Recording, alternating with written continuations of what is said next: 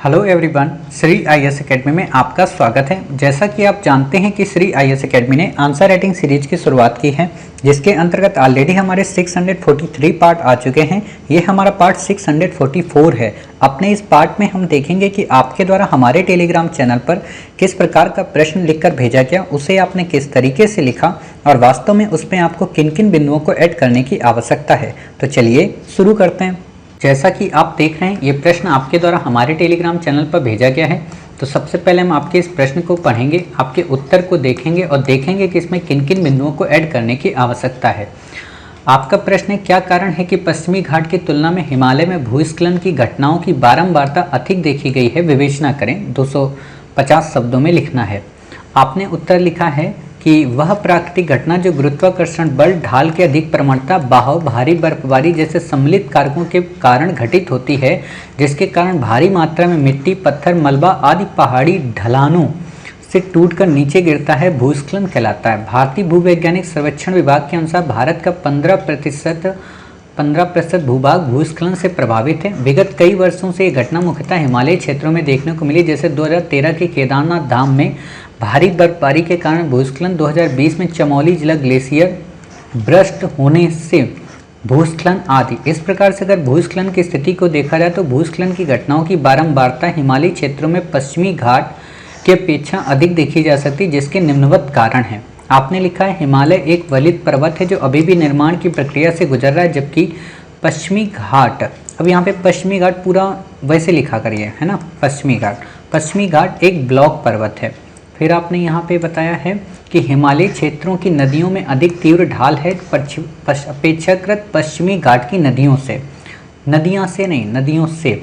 इसके कारण नदियों में ठीक है, पश्चिमी घाट की इसके कारण नदियाँ में पश्चिमी घाट की नदियाँ के अपेक्षा, यहाँ पे लिखिए हिमालय नदियाँ, ठीक है। और वैसे भी आपको ये पॉइंट अलग से नहीं बनाना है, ये इसी में एक साथ लिंक होगा, ठीक है। भूकंप के दृष्टिकोण से हिमालयी क्षेत्र अधिक संवेदनशील है अपेक्षाकृत पश्चिमी घाट के क्षेत्रों से। हिमालयी क्षेत्रों में अधिक बर्फबारी होती जो भूस्खलन का प्रमुख कारण है, जबकि अब यहाँ पे आप ऐसे लिख सकते हैं, अधिक बर्फबारी के कारण मिट्टी मुलायम हो जाती है ना, ऐसे आप बताइए। बर्फबारी होती जो भूस्खलन का प्रमुख कारण है, जबकि पश्चिमी घाट में अत्यधिक वर्षा के कारण होती है। जबकि पश्चिमी घाट, अब देखो ये थोड़ा एक्सप्लेन कर देती ना तो एग्जामिनर समझ जाएगा, नहीं तो उसको लगेगा इनकोड, मतलब कोडेड वर्जन में आपने उसको दे दिया, ठीक है। फिर आपने बताया उपयुक्त कारणों के अलावा हिमालयी क्षेत्र में जनसंख्या का दबाव बढ़ता जा रहा है, जिससे वहाँ मानवीय गतिविधियाँ बढ़ रही हैं। प्राकृतिक चीज़ों के साथ साथ छेड़छाड़ एवं बढ़ता अवसंरचना का विकास, जैसे सड़क, बांध, बिजली, पावर प्लांट, उद्योग आदि के निर्माण से पर्यावरणीय संकट उत्पन्न हो रहा है, ठीक है। पर्यावरणीय संकट उत्पन्न हो रहा है। अतः समग्रता से विश्लेषण करें तो सबसे प्रमुख कारण जलवायु परिवर्तन है, जिसके कारण भूस्खलन की बारंबारता बढ़ी है। अतः सरकार को चाहिए कि वह इस पर गहनता से विचार करे, विमर्श करे, ताकि इससे घटने वाली मानवीय एवं प्राकृतिक प्रभावों को कम किया जा सके। साथ ही इस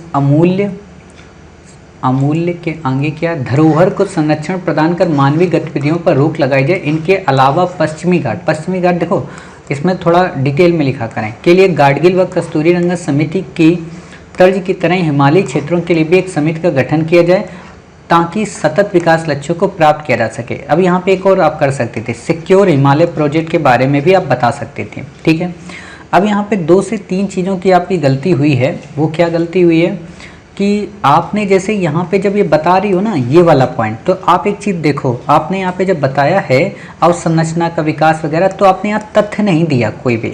इसीलिए मैं कहता हूँ कि कुछ चीज़ें आप रोक के रखो। जैसे आपने यहाँ पे जितनी भी चीज़ें बताई थी, इनको आप वहाँ पे मेंशन कर दो, है ना, तो आपका उत्तर और बेहतरीन हो जाएगा। यानी कि एग्जामिनर को शुरू में तो प्रश्न के अनुरूप उत्तर मिल गया और लास्ट में जाते जाते उसे एग्जाम्पल और तथ्य मिल गए, ठीक है। ये आप कर सकती हैं। दूसरी बात यहाँ पे एक और चीज़ की है, वो ये कि जब भी आप कभी भी एनवायरनमेंट से रिलेटेड क्वेश्चन लिखना ना, तो केवल और केवल सरकार के सहयोग की बात मत करना।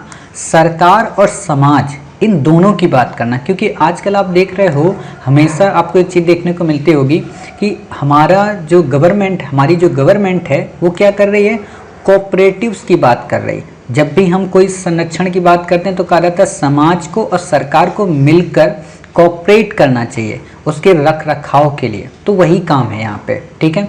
आप ये बातें बताएंगी। साथ ही यहाँ पे आपने 2-3 वर्ड और लिए हैं जिनको आपको उपयोग में नहीं लाना, जैसे प्राकृतिक चीज़ों के साथ छेड़छाड़।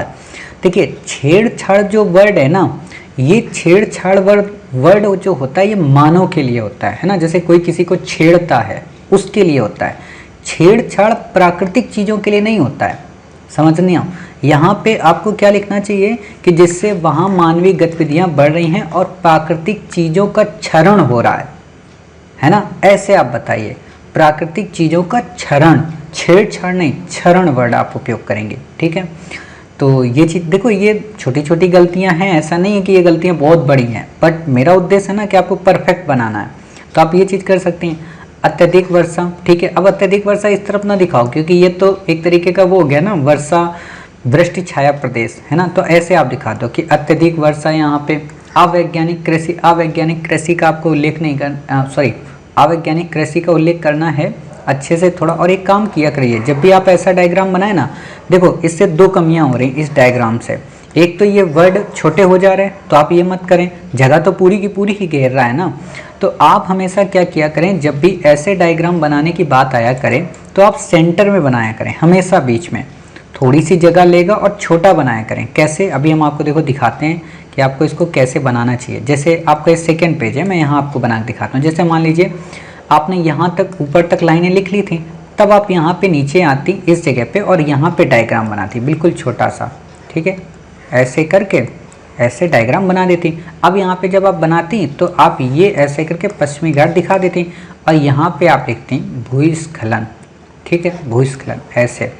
अब इसके कारण लिख देती 1 2 3 4, ठीक है, ऐसे ऊपर को, नीचे को कुछ भी ना लिखते, तो इससे आपका ये डायग्राम अच्छा बन गया।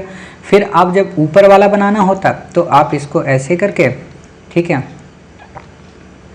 यहाँ पे, ठीक, ऐसे करके इसको बना देना और ऐसे इसमें बता देना, ठीक। इसमें आप पूरा मत बनाइए, तो इससे दोनों पेज में 2 डायग्राम आपके आ जाएंगे और फिर आप इनके नीचे लिखिए, तो ये साइड वाली जगह खाली रहेगी, तो एग्जामिनर को बड़ा अच्छा लगेगा, ठीक है।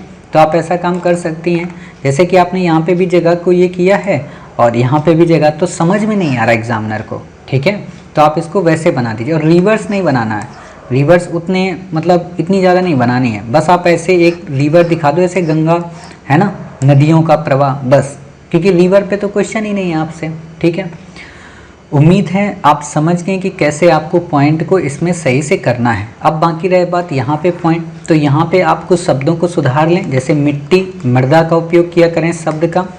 पत्थर, यहाँ पे गोलास्म का उपयोग किया करें, ठीक है। मलबा तो ठीक है, पहाड़ी टूटकर नीचे गिरता है, इसकी जगह पे आप वर्ड यूज किया करें अपर्दित, ठीक है, अपर्दित, इस वर्ड का उपयोग किया करें, क्लियर, या अपर्दन, ठीक है। ये ज्योग्राफी के वर्ड हैं तो इसलिए इन वर्ड का उपयोग किया करें। आपको लगता होगा सर आप तो ऐसे वर्ड देते नहीं हो, तो हम इसीलिए तो नहीं देते हैं कि कुछ तो आप मौलिक चिंतन करें, कुछ तो आप ज्योग्राफी के, देखो सब कुछ हमारा उद्देश्य अगर होगा बताना तो फिर आप कैसे परफेक्ट बनेंगे, और हमें तो आपको परफेक्ट बनाना है ना, मतलब हमें आपको, मेरा उद्देश्य है अप दीपो भव, अपना दीपक स्वयं बनो, समझ गई, तो हम वैसा आपको बनाना चाहते हैं। उम्मीद है न केवल आप इस प्रश्न को समझ गई होंगी बल्कि ये भी समझ गई होंगी कि हाँ आपसे कहाँ कहाँ एरर हुई है, उस एरर को कैसे हमें सही करना है, कैसे उसको एक सीक्वेंस में लाना है और किस तरीके से अपने उत्तर को बेहतर से और बेहतर बनाना है, ठीक है। और जब भी आप यहाँ पे लिखा करें ना सस्टेनेबल डेवलपमेंट गोल, तो इतना बड़ा ना लिखा करें सतत विकास लक्ष्य, SDG लिखें, और जो भी गोल है 15 नंबर गोल है 15 नंबर लिख दें, 12 नंबर है 12 नंबर लिखते हैं, समझ गए, जो भी गोल है उसे ऐसे लिखकर छोड़ दिया करें, ठीक है। उम्मीद है न केवल इस प्रश्न का उत्तर समझी होंगी बल्कि काफ़ी सारी नई चीज़ें सीखी होंगी। तो मिलते हैं फिर आप ही के द्वारा भेजे गए एक नए प्रश्न के साथ, तब तक अपना ख्याल रखिए और स्वस्थ रहिए।